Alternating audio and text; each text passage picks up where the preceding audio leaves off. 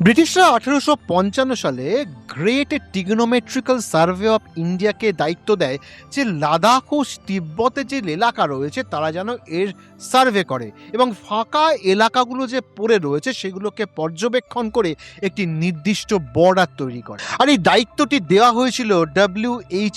জনসনকে। ইনি great টিগনোমেট্রিক্যাল survey of ইন্ডিয়ার civil surgeon ছিলেন। ইনি অনেক দিন ধরে এই এলাকায় সার্ভে করেন এবং সার্ভে করার পর একটি বর্ডার প্রস্তাব করেন যাকে জনসন লাইন বলা হয়। আজ ভারত যে রেখাটিকে মানে তা জনসন লাইনকেই মানে।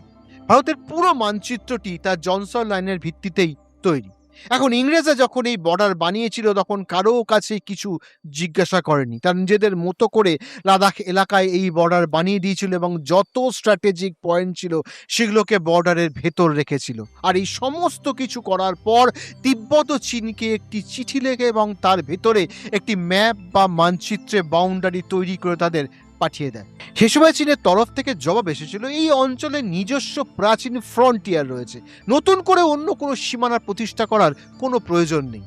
এখন ইংরেজ পশ্চিমের বর্ডার অর্থাৎ আকসাই চীনের এলাকায় তো বর্ডার বানিয়ে নিয়েছিল, কিন্তু সিকিমের দিকেও এমন অনেক জায়গা ছিল যেখান থেকে রাশিয়ানরা ভারতে ঢুকতে পারত, আর সেখানকার বর্ডার অনেক দূর দূরান্ত পর্যন্ত পুরোপুরি ওপেন ছিল। তো এখানেও ব্রিটিশরা 1890 সালের 17 মার্চ চীনকে ডেকে একটি কনভেনশন করে এবং গেইমৌচেন পর্বত থেকে নেপাল পর্যন্ত বিস্তৃত যে লাইনটি রয়েছে তাকে অফিসিয়ালি চীনের সাথে বসে সুরক্ষিত করে এবং চীন সেটি মেনেও নেয়। তাহলে কি দাঁড়ালো? ভারত ও চীনের সীমানা 3টি সেকশনে বিভক্ত। নাম্বার 1 আকসাই চীন সংলগ্ন western border, number 2 middle sector বা মধ্য সীমান্ত, এবং 3 ইস্টার্ন সেক্টর বা পূর্ব সীমান্ত, যার মধ্যে সিকিম এবং অরুণাচল প্রদেশ আসে। তখন আমরা যদি এই 3টি সেক্টরকে দেখি তবে পশ্চিম সেক্টরে ইংরেজরা নিজেদের জনসন লাইন বানিয়ে দিয়েছিল, কিন্তু চীন এতে নিজের দ্বিমত প্রকাশ করেছিল।